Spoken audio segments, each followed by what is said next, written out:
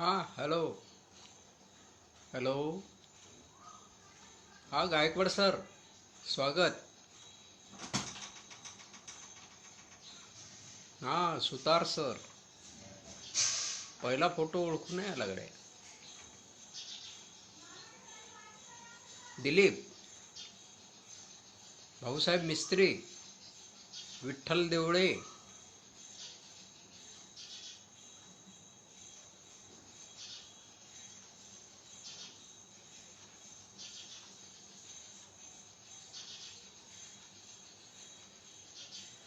हां गायकवाड सर.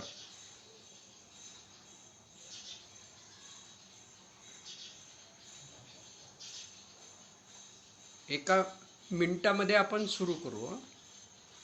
बाकी मंडळी येतात. संजू. छान.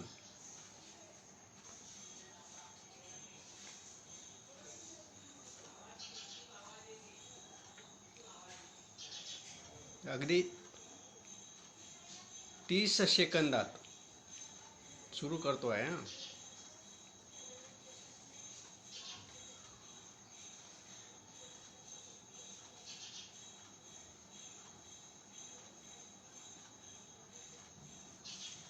20 सेकंद.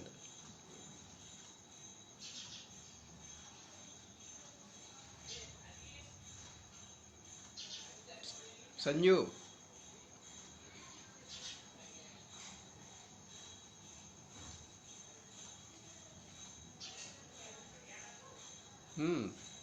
ने 5 सेकंदात. 1 2 3 4 आणि 5. ठीक आहे, आपली वेळ झालेली आहे. बरेच जण आलेले आहेत, बाकीचे येतील, त्यांची आपण वाट पाहू. आणि तोपर्यंत आपला विषय आपण सुरू करू. तोपर्यंत विषय समजून घेता येईल, नंतर मग त्यात शिरायचं आहे आपल्याला. आजचा जो विषय आहे तो अतिशय इंटरेस्टिंग आहे हां. म्हणजे दहशतवाद असा शब्द त्यात आलेला आहे विषयामध्ये, पण तरी खूप खूप असा उत्सुकता वाढवणारा विषय आहे. तुमच्यासाठी तर खूपच उत्सुकता वाढवणारा असेल, की ज्यांच्या लक्षात असेल, समजा गायकवाड सर असतील, ते मी समकालीन नोकरीच्या संदर्भात, पण 2006 सालाच्या आधी जे नोकरीला लागले असतील त्यांना कदाचित याची आठवण असेल किंवा नसेलही. म्हणजे नक्की असं काही सांगता येणार नाही. त्यांना हा व्हिडिओ ऐकताना मग कदाचित आठवण येऊ शकते. हा संदीप, वा छान. तर मी सुरू करतो. सारं काही बाबाराव मुसळे, रविवारचा व्हिडिओ नंबर 28. विषय Y2K दहशत आणि आम्ही. आता मित्र, आजचा हा विषय दहशत या शब्दानं भारी वाटतो, धडकी भरवतो. जशी धडकी सध्या आपल्याला कोरोनाने भरलेली आहे. कोरोना हा सुद्धा अशीच धडकी भरवणारा सध्या विषय चालू आहे. अगदी सुरुवातीला आजच्या विषयाच्या शीर्षकातील Y2K या संकेताचं मी स्पष्टीकरण आधी करतो. म्हणजे Y2K काय आहे, किंवा मग त्याच्या आधी मी त्याच शीर्षकामध्ये आणि आम्ही असं लिहिलेलं. तर हे आम्ही कोण?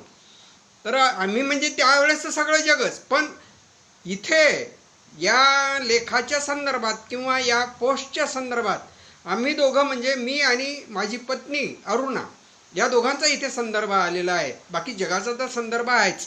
तर Y2K म्हणजे काय मित्र हो? Y2K मधील Y हे इंग्रजी अक्षर आणि त्याचा अर्थ आहे इयर, म्हणजे वर्ष मराठीमध्ये. आणि 2 त्यातला Y2 हा TWO म्हणजे असा अंकदर्शक आकडा, म्हणजे 2. पहिल्याचं इयर, दुसऱ्याचं 2 आणि के. आता हे के कशासाठी वापरतात हे तुम्हाला कदाचित माहीत असेल किंवा नसेल, पण के हा एका हजारासाठी वापरला जात असतो. मेट्रिक पद्धतीमध्ये के म्हणजे 1000. गजानन रनमेकर, वा संतोष, छान. के म्हणजे 1000. के म्हणजे ग्रीक किलो म्हणजे 1000. के इज ॲन ॲब्रिव्हिएशन फॉर किलो असं दिलेलं आहे. ॲब्रिव्हिएशन म्हणजे के हे संक्षिप्त रूप आहे किलोचं. The prefix kilo is stand for 100. म्हणजे 100 साठी के हा संकेत आहे. म्हणजे किलोमीटर इज 100 मीटर्स हे आपल्याला माहिती आहे, किंवा किलोग्रॅम इज 100 ग्रॅम्स हेही आपल्याला माहिती आहे. थोडक्यात के म्हणजे 1000. पण मित्रो, हेही आपल्याला लक्षात घ्यावं लागेल की हजारासाठी रोमन पद्धतीमध्ये यम हे अक्षर सुद्धा वापरलं जात असते. आता Y2K म्हणजे काय हे आता तुमच्या लक्षात येऊ शकते. Y2K म्हणजे इयर 2000 म्हणजे मराठी वर्ष 2000. म्हणजे मराठी इंग्रजी वगैरे 2000 हे तर सगळे आहेच, ते वर्षाचं आहे. आज आपण 2021 या नव्या सहस्त्रकामध्ये वावरतो आहोत. म्हणजे 2000 संपून 21 वर्ष झालेले आहे. हे दुसरं सहस्त्रक संपून तिसरं सहस्त्रक सुरू झालेलं आहे. म्हणजे मी जे दहशतवादाबाबत बोलतो ती दहशत आहे 2000 या सालाची. वर्षाची म्हणण्यापेक्षा मी सालाची असा शब्द म्हणतो, म्हणजे मग तुमच्या लक्षात येईल की 2000 साली ही दहशत कशी निर्माण झाली होती. मित्र, आपण 2000 साली दुसऱ्या सहस्त्रकातून तिसऱ्या सहस्त्रकात आलो होतो आणि त्या दृष्टीने आपण सर्वजण फार भाग्यवान आहोत. फार कमी लोकांच्या भाग्यामध्ये असा सहस्त्रक ओलांडून नव्या सहस्त्रकामध्ये प्रवेश करायला त्यांना मिळत असतो. प्रसाद, वा छान. तर चला आता या 2000ची दहशत कशी आणि काय होती ते आपण पाहू.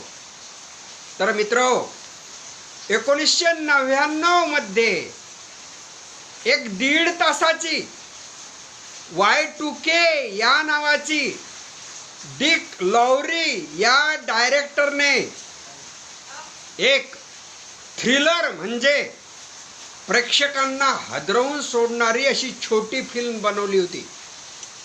ज्या मंडळींना उत्सुकता असेल त्यांना ही यूट्यूबवर उपलब्ध असू शकते, त्यांनी शोध घ्यावा. तर मित्र, या विषयाची थोडी कौटुंबिक पार्श्वभूमी मी सांगतो, मग आपण Y2Kच्या त्या थ्रिलरचा म्हणजे दहशतीचा भाग पाहू. काय झालं, साधारणतः ही 1999च्या डिसेंबरातली गोष्ट आहे.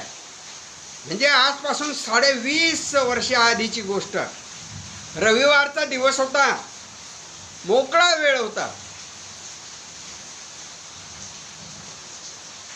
त्यावेळी मी पारेश्वर विद्यालय, पारडी टकमोर, तालुका जिल्हा वाशिम येथे सहाय्यक शिक्षक म्हणून काम करत होतो. तर तो सुट्टीचा दिवस, रविवारचा दिवस, आणि गावात खेड्यात राहिल्यावर असा रविवारचा बाजार बाहेर वगैरे काही नसतं. आमचा पारडीचा बाजार बुधवारी असायचा, शुक्रवारी असायचा. सॉरी बुधवारी आमच्या आनसिंगचा बाजार असतो, त्यामुळे ते डोक्यात राहिलेलं आहे. शुक्रवारी असायचा. तर सुट्टीचा दिवस, घरी दोघंच म्हणजे मी आणि सवारुणा गप्पा मारत बसलो. गप्पात अनेक विषय आम्ही चघळले आणि विषय आला माझ्या पगारावर. तुम्हाला ऐकून खरं वाटणार नाही, पण मी माझ्या नोकरीच्या एकूण 34 वर्षाच्या कालखंडात पगाराच्या एकूण रकमेबद्दल, दरवर्षीच्या इन्क्रिमेंटबद्दल, सरकारने वाढवून दिलेल्या DA बद्दल किंवा वेळोवेळी आयोगांनी फिक्स केलेल्या पगारांच्या स्केल बाबत फारसा उत्सुक नव्हतो. नेहमीच उदासीन असतो, उदासीन होतो. म्हणजे पैसा फार अशी काही मला अजूनही असं वाटतं की आपल्याला गरजेपुरता पैसा असला संपला. दुसरी एक अविश्वसनीय वाटणारी गोष्ट तुम्हाला सांगतो.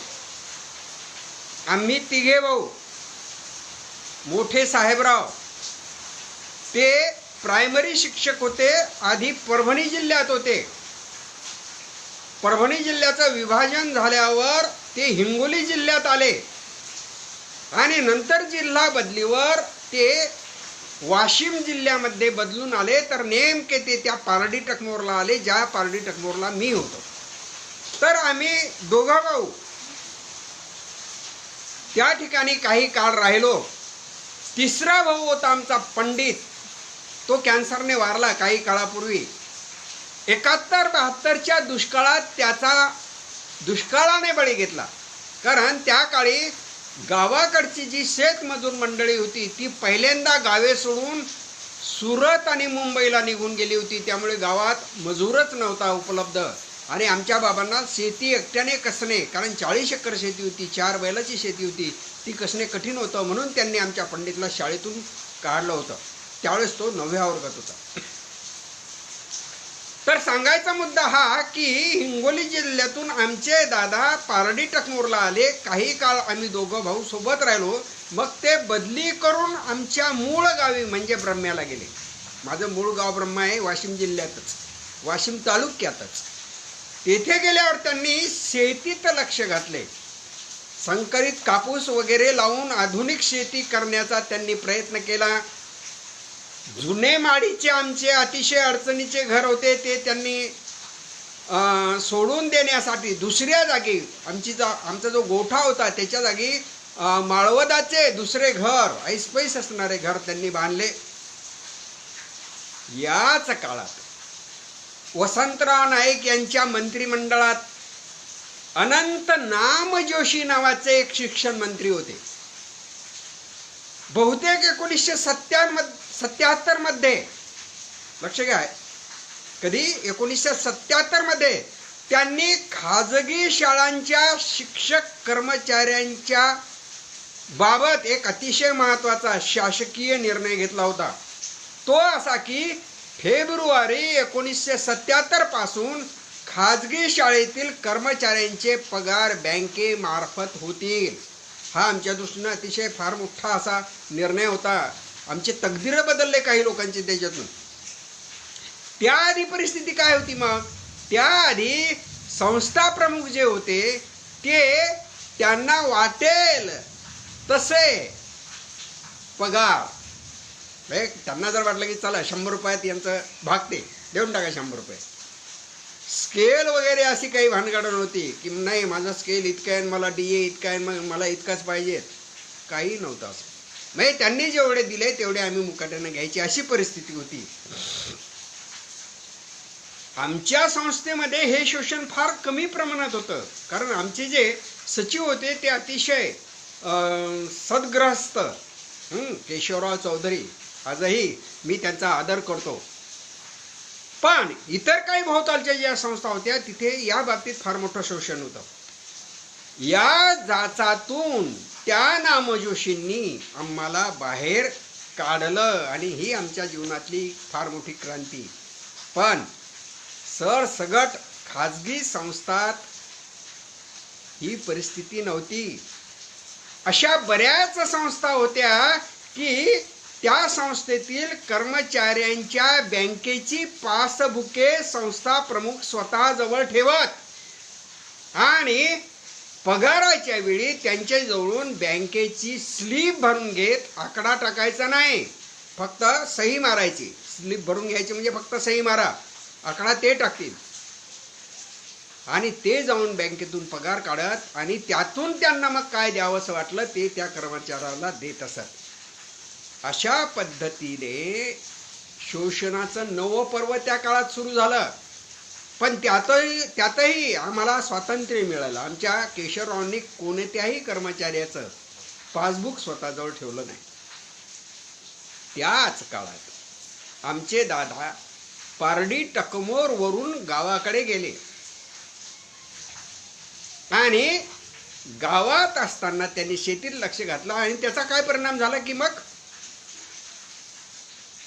एकत्र शेती, खर्च वाढला, आधुनिक पद्धतीने करायची म्हटल्यावर मग माझं जे पासबुक होतं, कारण मला त्याची गरज नव्हती, मी एकटा राहत होतो त्यावेळेस, कुटुंब माझं गावाकडे होतं, माझं पासबुक त्यांच्याजवळ असायचं आणि तेच दर महिन्याला पगार काढायचे। मी मला लागेल तेवढं पैसे आणायचो आणि भागलं। पण पुढे चालून 1982-83 मध्ये मी माझं कुटुंब घेऊन पारडीला राहायला गेलो आणि तेव्हा माझं पासबुकही दादांनी मला दिलं आणि मी पहिल्यांदा माझ्या शाळेतल्या सहकाऱ्यांबरोबर बँकेमध्ये जेव्हा गेलो पासबुक घेऊन, पासबुक दिलं कॅशियरजवळ, काही वेळानं माझ्या नावाचा पुकारा झाला, मी समोर गेलो आणि त्या कॅशियरनं माझ्याकडे पाहिलं, म्हणे काय तुम्ही बाबाराव मुसळे आहो? तुम्ही नाही, ते दुसरे ज्यांना टोपी असते, नेहरू असते, धोतर असते। मी हसलो आणि माझ्यापेक्षा जास्त माझ्यासोबतचे माझे सहकारी असले आणि ते समोर आले। त्यातलं एक जण म्हणाले की सर बाबाराव मुसळे हेच आहेत, ते त्यांचे बंधू जे दर महिन्याला पगाराला येत होते। मित्रो, त्यावेळेस मला पहिला पगार, खऱ्या अर्थानं माझ्या हातात मला पहिला पगार घेता आला होता। हे एवढं सविस्तर यासाठी सांगितलं की यावरून तुमच्या लक्षात येईल की पगाराबाबत मी फार उदासीन होतो। मी कधीच आमच्या बाबूंना माझा अमुक महिन्याचा पगार किती, इन्क्रिमेंट किती, DA किती, वेतन आयोगाचं स्केल किती याबद्दल कधीच विचारले नाही। आमचेच काही सहकारी मात्र आमच्या बाबूंना भिन्न करून सोडताना मी पाहिलेले। मी 1973 मध्ये शाळेत लागलो तेव्हा माझा मूळ पगार 265 रुपये होता आणि त्यानंतर 2000च्या दहशतीच्या काळात म्हणजे 1999 मध्ये माझा मूळ पगार 5व्या वेतन आयोगामुळे 7,700 झाला। मित्रो, फक्त एकदाच मला आनंद झाला, तेव्हा जेव्हा माझा पगार 5 आकडी झाला। 4 आकडी झाला होता तेव्हाही झाला होता आनंद आणि जेव्हा तो 5,000 म्हणजे तो 5 आकडी झाला तेव्हा सुद्धा आनंद झाला होता। तर पगाराबाबतीत आपुल्या हितासी असे जो जागता या उक्तीच्या विरुद्ध मी वागत होतो। आम्ही दोघे पगाराबद्दल बोलत असताना, मी आणि बायको अरुणा दोघं पगाराबद्दल बोलत असताना मी तिला म्हटले की या महिन्याचा पगार बहुतेक हा महिना संपायच्या आधीच होईल। तिने विचारले असे का? मग मी तिला Y2K बद्दल सांगितलं। आता म्हणजे आपण मूळ विषयावर आलो। तर हे Y2K काय होतं? Y2K म्हणजे काय हे आपल्याला मी सुरुवातीला सांगितलं, पण त्याचे परिणाम काय होते आणि ते कशामुळे निर्माण होणार होते। तर या Y2Kची दहशत जगभरातील बँका, शेअर बाजार, वेगवेगळ्या देशांची सरकारे यांनी जास्त घेतली होती। त्यातून त्यावेळी काही मजेशीर बातम्याही वर्तमानपत्रात वाचायला मिळू लागल्या। काय होते त्या बातम्या? काही देशांनी 31 डिसेंबर 1999 आणि 1 जानेवारी 2000 या 2 दिवसी, म्हणजे हे 2 दिवस कसे आहेत? दुसऱ्या आणि तिसऱ्या सहस्त्रकाचा जोड आहे ते, हे लक्षात येते ना तुमच्या? दुसरं सहस्त्रक संपते 31 डिसेंबरला रात्री 12 वाजता आणि तिसरं सहस्त्रक सुरू होते।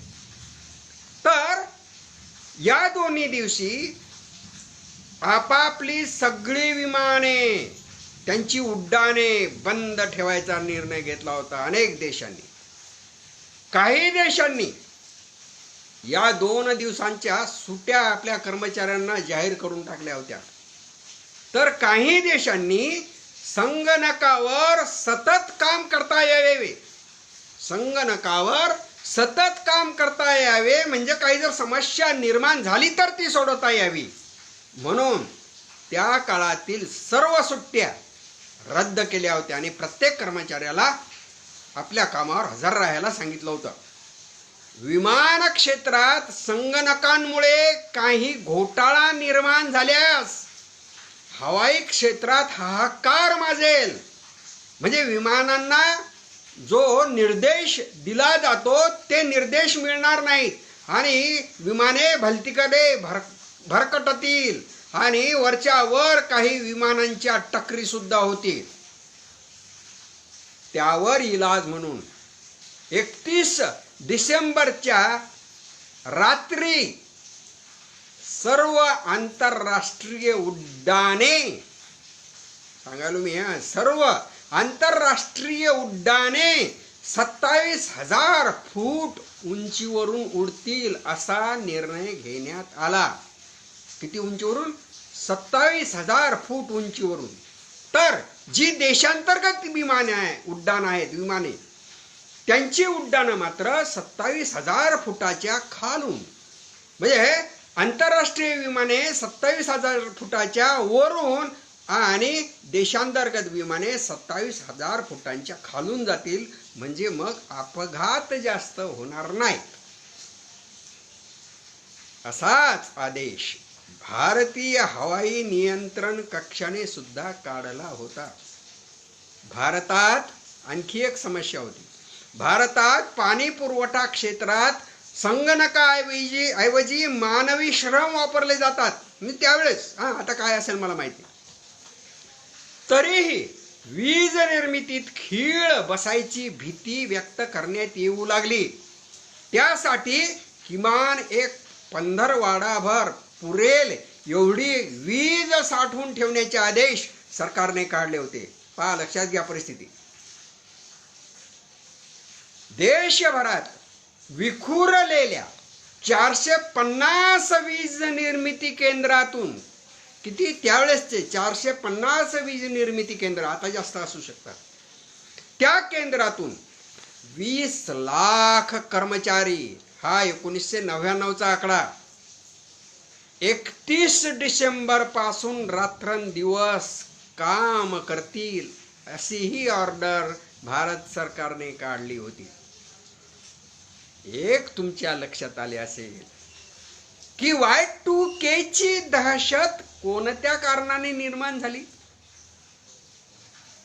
संगणकाच्या कारणाने. संगणक हा त्या काळातला अलीकडचा आविष्कार होता आणि त्याचा वापर मग जगभर मोठ्या प्रमाणात सुरू झाला होता.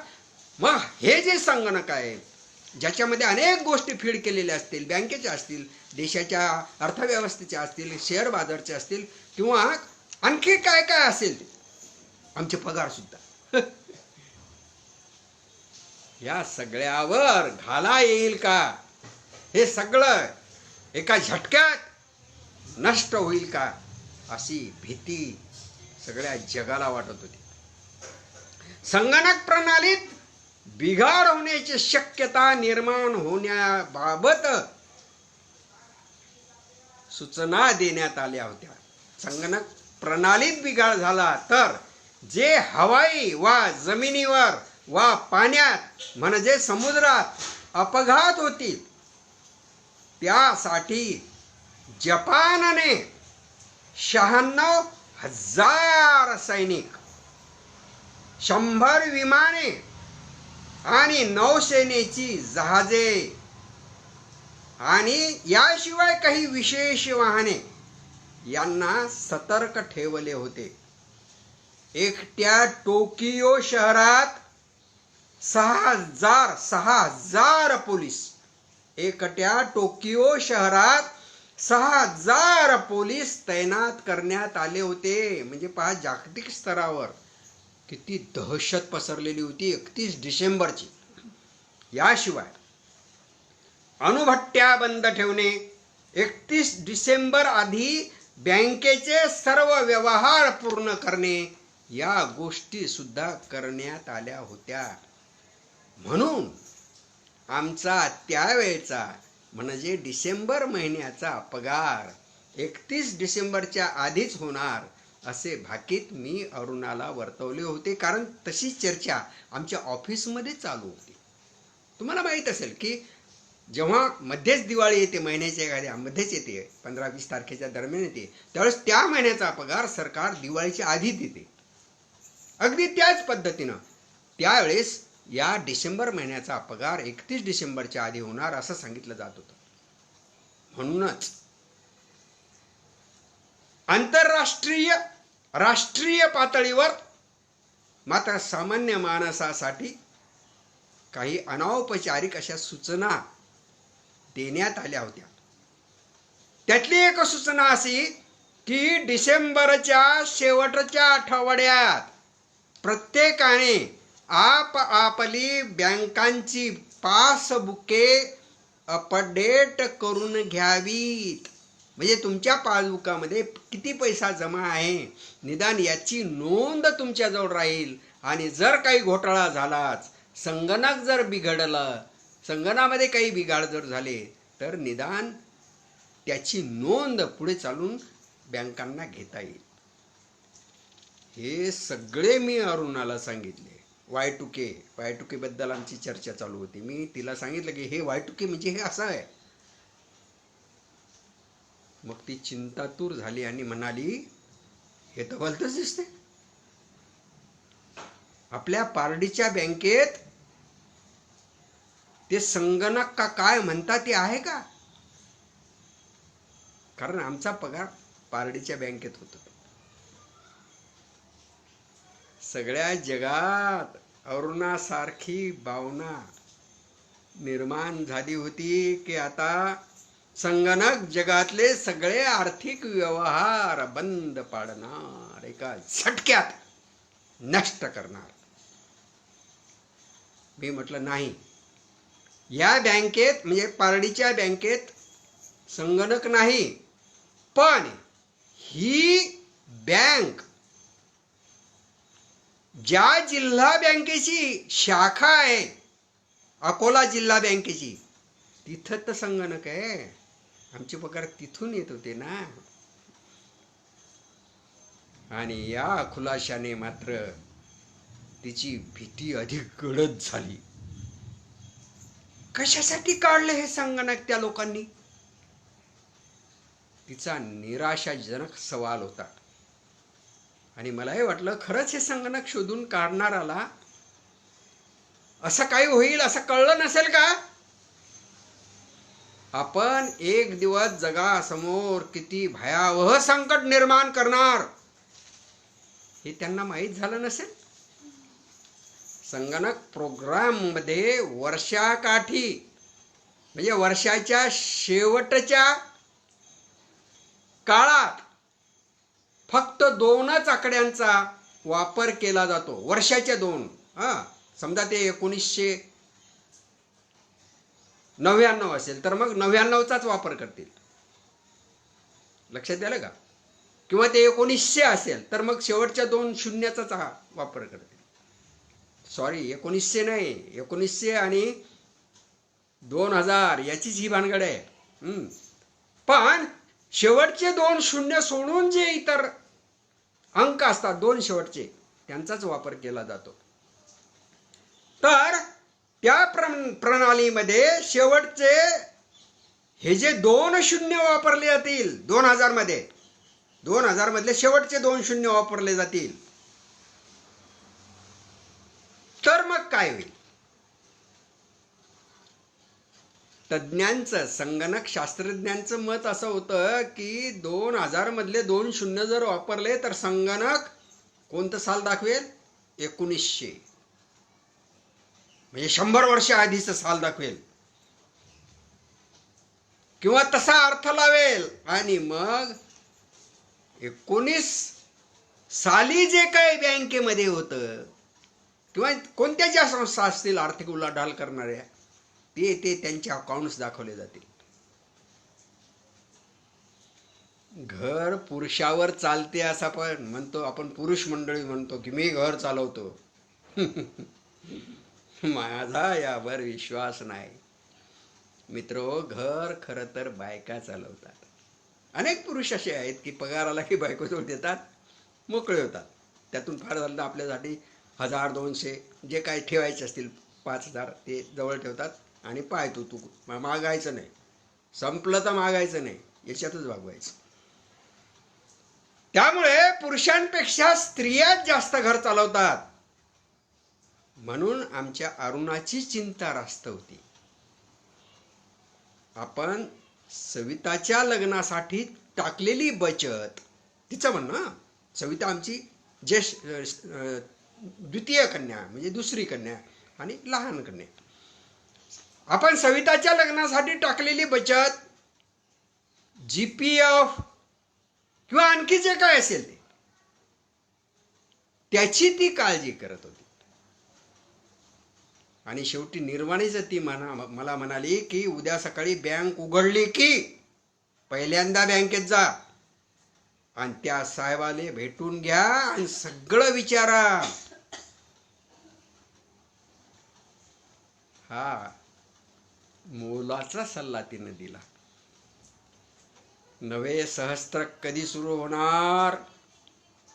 31 डिसेंबरला की 1 जानेवारीला? हाही आणखी एक घोळच होता. 2000 साल 31 डिसेंबरला सुरू होणार की 1 जानेवारीला होणार, हाही पण घोळ होता त्यावेळेस. त्याच्यावर फार चर्चा झाली होती. असा सगळा घोर आम्ही आमच्या दोघांच्या जीवाला लावून घेतला आणि आमची बैठक मोडली. कंटाळून मी सकाळी आलेला पेपर नंतर वाचायला घेतला आणि माझ्या नेहमीच्या सवयीप्रमाणे आधी पहिल्या पानापासून ते शेवटच्या पानावरचे बातम्यांचे नुसते मथळे चाळत गेलो आणि एका जागी थांबलो आणि मोठ्याने ओरडलो, अगं इकडे बघ ही बातमी. ती हातातलं काम सोडून माझ्याजवळ आली, म्हणाली काय आहे, काय म्हणते ती बातमी? मी तिला बातमी वाचून दाखवली.